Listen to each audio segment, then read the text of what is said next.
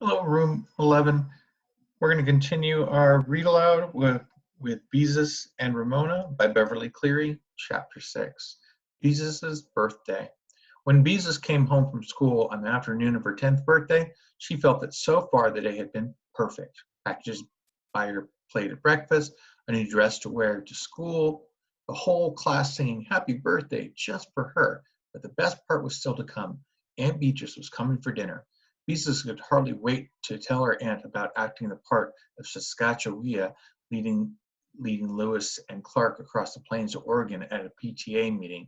And of course, Aunt Beatrice would bring more presents, very special presents, because she was Aunt Beatrice's namesake. And at dinner, there would be a beautiful birthday cake with 10 candles. Mother had probably worked all afternoon baking and decorating the cake and now had it hidden away in a cupboard. When Mother kissed Beezus, she had said, "I'm sorry, Beezus, but I'll have to ask you to keep Ramona out of the kitchen for a while."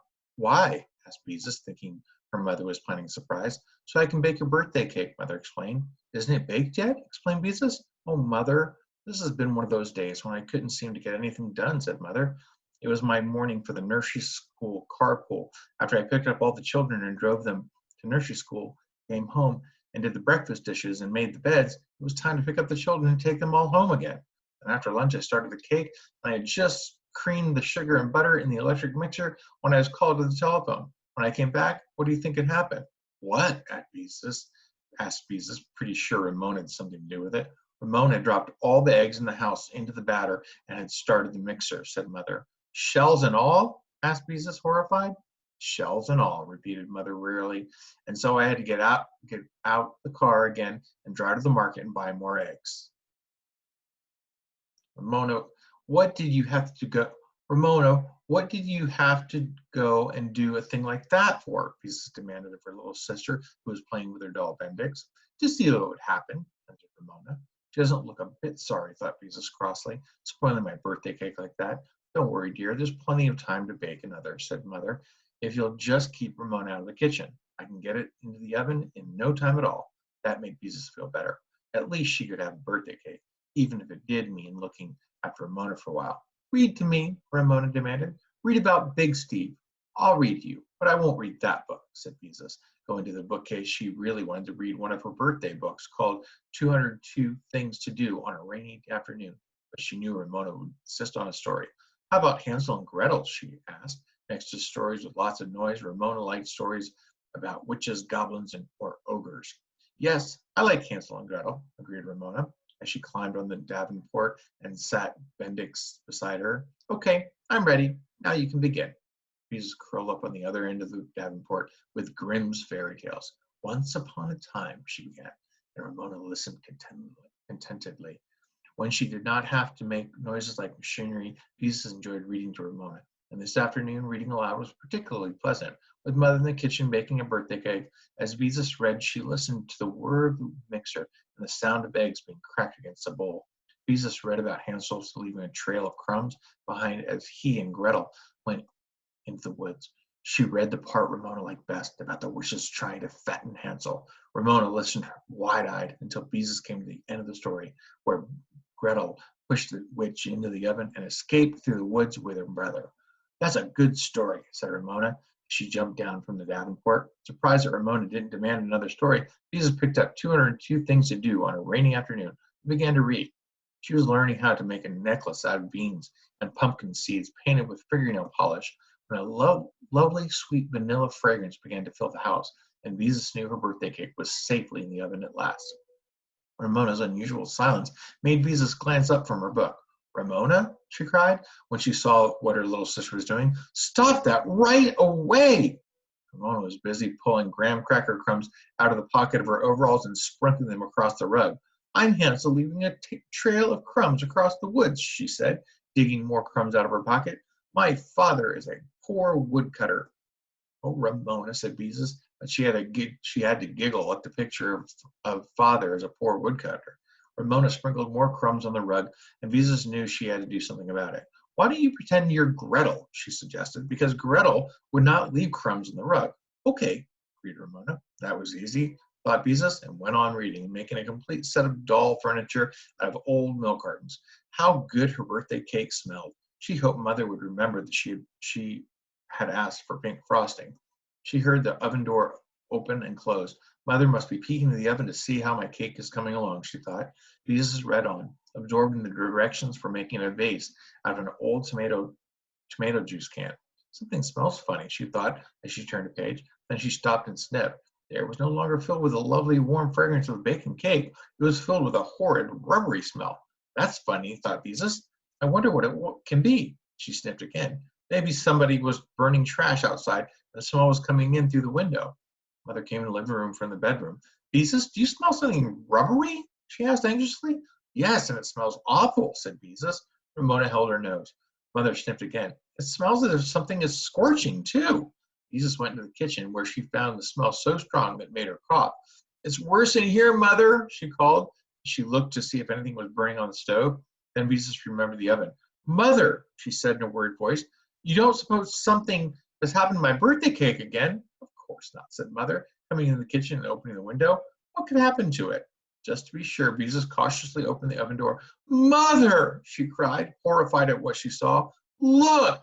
Ramona's rubber doll Bendix leaned over the edge of the cake pan, her head and arms buried in the batter. Her dress was scorched to a golden tan. Oh, Mother, repeated Beezus. Her birthday cake, her beautiful, fragrant birthday cake, was ruined. Is the witch done yet? Ramona asked. Ramona began Mother, and stopped. She couldn't think of anything to say. Silently, she turned off the oven with a pot holder, pulled out the doll and the remains of the cake. Ramona Geraldine Quimby, said Beezus angrily. You're just awful. That's what you are. Just plain awful. Spoiling your own sister's birthday cake? You told me to pretend I was Gretel, protested Ramona, and Gretel pushed the witch into the oven. Beezus looked at the cake and burst into tears. Ramona promptly began to cry too. This made Beezus even angrier. You stop crying, she ordered Ramona furiously. It was my birthday cake, and I'm the one who's supposed to be crying. Girls, said Mother in a tired voice. Ramona, you have been very naughty. You know better than to put anything in the oven. Now go to your room and stay there until I say you can come out. Sniffling, Ramona started toward the bedroom. And don't you dare put your toys on my bed, said Beezus. Mother, can you fix the cake? I'm afraid not. Mother poked at the cake with her finger. It's fallen. And anyway, it would probably taste like burnt rubber. Beezus tried to brush the tears out of her eyes. Ramona always spoils everything. Now I won't have any birthday cake. And Aunt Beatrice is coming, and it won't be like a birthday at all. I know Ramona's a problem, but we'll just have to be patient because she's little, said Mother, as she scraped the cake into the garbage can. And you will still have a cake. I'll phone your Aunt Beatrice and have her bring one from the bakery. Oh, Mother, will you? Asked Beezus. That's what I'll do, said Mother. Now run along and wash your face, and you'll feel better. As Beezus held her face cloth under the faucet, she was not at all sure she would feel better. For Ramona to spoil one birthday cake was bad enough, but two? Probably nobody else in the whole world had a little sister who had spoiled two birthday cakes on the same day. Beezus scrubbed away her tear stains, feeling more and more sorry for herself for having such a little sister. If Ramona were only bigger, things might be different. But since she was so much younger, she would always be, well, a pest. Then the terrible thought came to Beezus again. The thought she had had the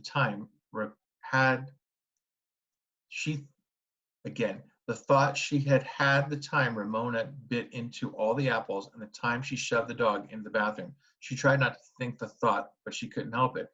There were times when she did not love Ramona. This was one of them. Everyone knew sisters were supposed to love each other. Look how much Mother and Aunt Beatrice loved each other. Beezus felt very gloomy indeed, and she dried her face. She was a terrible girl who did not love her little sister, like a wicked sister in a fairy tale, and on her birthday too, a day that she was supposed to be happy.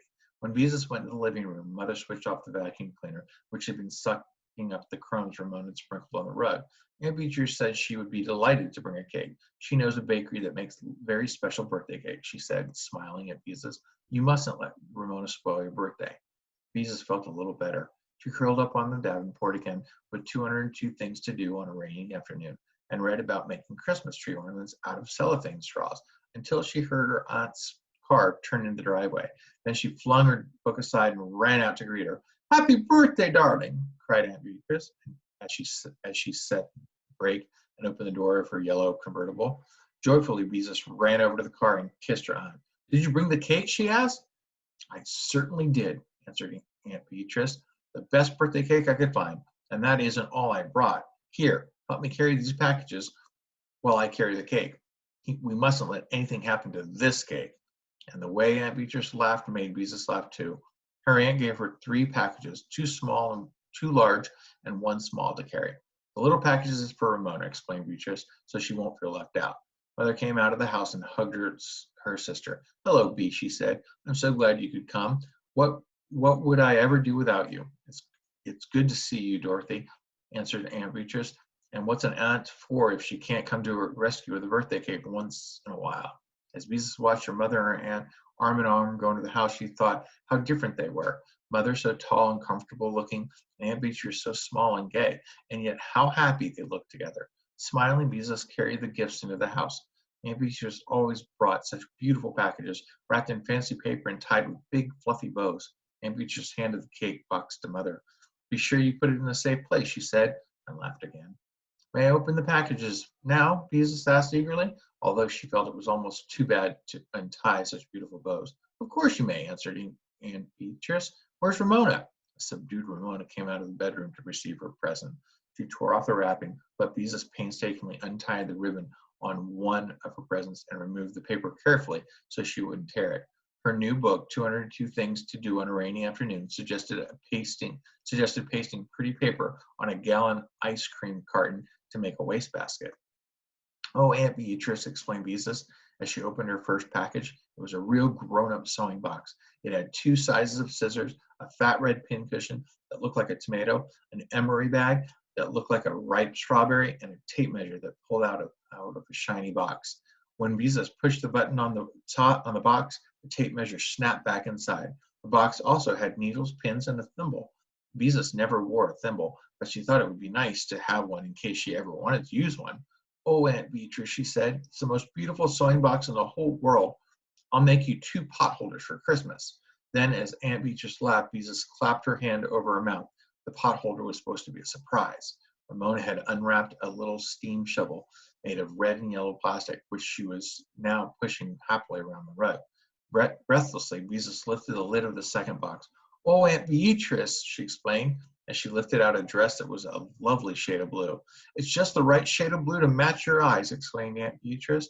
Is it really? Said Beezus, delighted that her pretty young aunt liked blue eyes. She was about to tell her about being Sacagawea for the PTA when Father came home from work. And before long, dinner was on the table. Mother lit the candle and turned off the dining room light. How pretty everything looks, thought Beezus. I wish we had candles on the table every night. After Father had served the chicken, mashed potatoes, and peas, and Mother had passed the hot rolls, Beezus decided the time had come to tell Aunt Beatrice about being Sacagawea. Do you know what I did last week? She began. I want some jelly, said Ramona. You mean please pass the jelly, corrected Mother, and Beezus waited patiently. No, what did you do last week? Asked Beatrice. Well, last week Beezus began again. I like purple jelly better than red jelly, said Ramona. Ramona, stop interrupting your sister, said Father. Well, I do like purple jelly better than red jelly, insisted Ramona. Never mind, said Mother. Go on, Beezus. Last week, said Beezus, looking at her aunt, who smiled as if she understood. Excuse me, Beezus, Mother cut in. Ramona, we do not put jelly on our mashed potatoes. I like jelly on my mashed potatoes. Ramona stirred potato and jelly around with her fork. Ramona, you heard what your mother said. Father looked stern. If I can put butter on my mashed potatoes, why can't I put jelly? I put butter and jelly on toast, and said Ramona. Father couldn't help laughing. That's a hard question to answer. But Mother, Beezus began. I like jelly on my mashed potatoes, interrupted Ramona, looking sulkily. You can't have jelly on your mashed potatoes because you aren't supposed to, said Beezus, crossly, forgetting Sacagawea for a moment. That's as good an answer as any, agreed Father. There are some things we don't do because we aren't supposed to do it. Ramona looked even more sulkily. Where's my merry sunshine? Mother asked. Ramona scowled. I am too a merry sunshine, she shouted angrily. Ramona, said Mother quietly. You may go to your room until you can behave yourself. And serves you right, too, thought Beezus. I am too a merry sunshine, insisted Ramona. But she got down from the table and ran out of the room. Everyone was silent for a moment. Beezus, what was it you were trying to tell me? Aunt Beatrice asked, and finally Beezus got to tell her about leaving Lewis and Clark to Oregon, and with a doll tied to mother's breadboard for a papoose, and how her teacher told her what a clever girl she was to think of using a breadboard for a papoose board. Somehow she did not feel the same about telling the story after all Ramona's interruptions. Being Sacagawea for the PTA did not seem very important now. No matter what she did, Ramona always managed to spoil it. Unhappily, Beezus went on eating her chicken and peas. It was another one of those terrible times when she did not love her little sister. You mustn't let Ramona get you down, whispered Mother. Beezus did not answer. What a terrible girl she was not to love her little sister. How shocked and surprised Mother would be if she knew. Beezus, look as if something is bothering you, remarked Aunt Beatrice. Beezus looked down at her plate. How could she ever tell such an awful thing? Why don't you tell us what's wrong? Aunt Beatrice suggested. Perhaps we could help. She sounded so interested and so understanding that Beezus discovered she really wanted to tell her what was on her mind. Sometimes I just don't love Ramona, she blurted out to get it over with. There, she had said it right out loud, and on her birthday too. Now everyone would know what a terrible girl she was. My goodness, is that all that bothers you? Mother sounded surprised. Beezus nodded miserably. Why, there's no reason why you should love Ramona all the time, Mother went on. After all, there are probably lots of times when she doesn't love you. Now it was Beezus' turn to be surprised and relieved at the same time. She wondered why she hadn't thought of it that way before. Aunt Beezus smiled. Dorothy, she said to Mother, do you remember that time she began to laugh so hard she couldn't finish the sentence. You took my doll with the beautiful yellow curls and dyed her hair with black shoe dye, finished Mother, and the two grown-up sisters went into gales of laughter. I didn't love you a bit that time, admitted Mother. I was mad at you for days. You were also so bossy because you were older, said Aunt Beatrice. I'm sure I didn't love you at all when you were supposed to take me to school and make me walk about 6 feet behind you because you didn't want people to know you had to look after me. Mother, explained Beezus in shocked delight. Did I do that? Laughed Mother. I'd forgotten all about it. What else did Mother do? Beezus asked eagerly. She was terribly fussy, said Aunt Beatrice. We had to share a room, and she used to get mad because I was untidy. Once she threw all my paper dolls into the wastebasket because I had left them on her side of the dresser. That was another time we didn't love each other. Fascinating. Beezus hoped this interesting conversation would continue. Imagine Mother and Aunt Beatrice quarreling. Oh, but the worst thing of all, said Mother. Remember? I'll never forget, explained Aunt Beatrice, as if she knew what Mother was talking about. Wasn't I awful? Perfectly terrible, agreed Mother, wiping her eyes because she was laughing so hard. What happened? Begged Beezus. He could not wait to find out what that dreadful thing Aunt Beatrice had done when she was a girl. Mother, tell what happened. It all began when the girls began to take autograph albums to school, began Mother, and then went off into another fit of laughter. Oh, Beatrice, you tell it. Of course I wanted an autograph album too, continued Aunt Beatrice.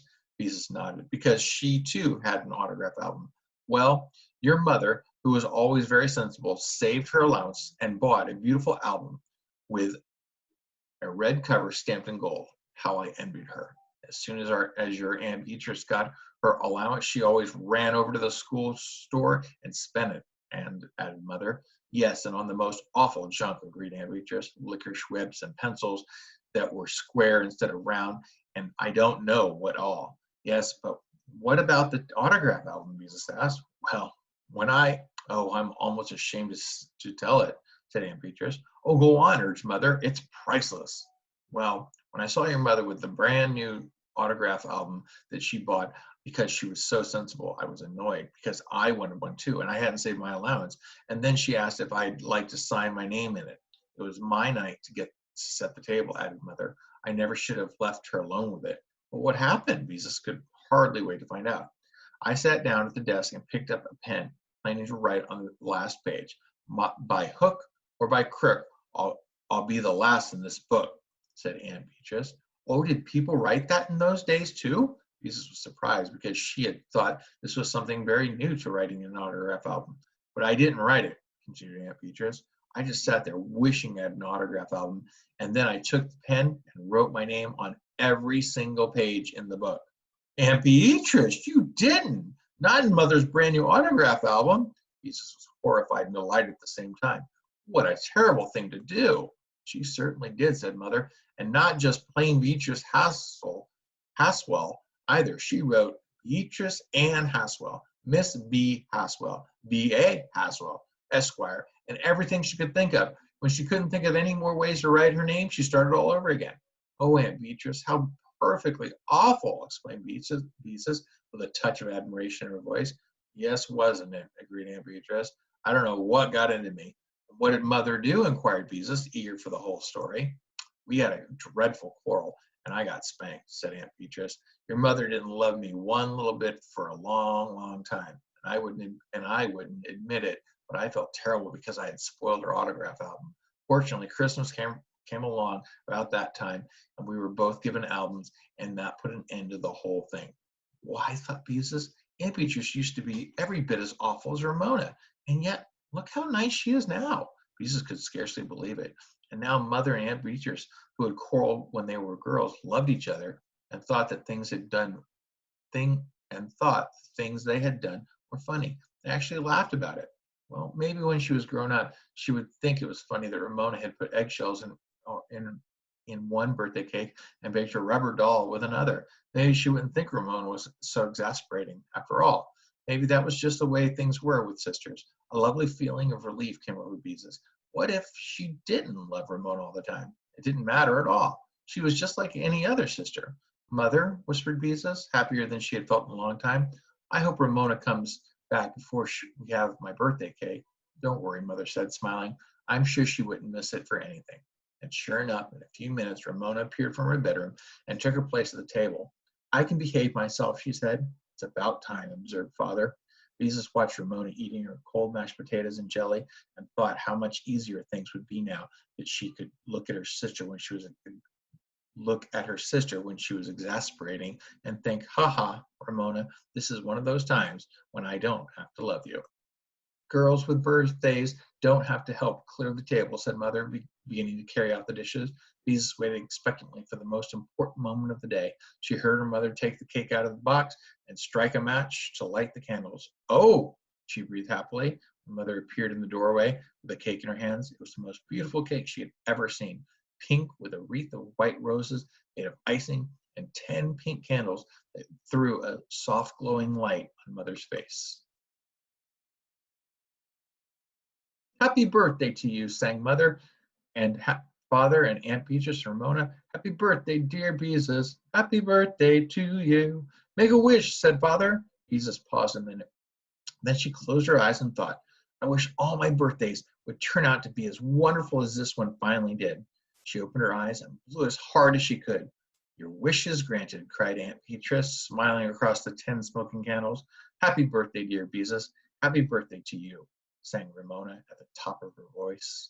All right, Ramona, said Mother with a touch of exasperation in her voice. Once is enough.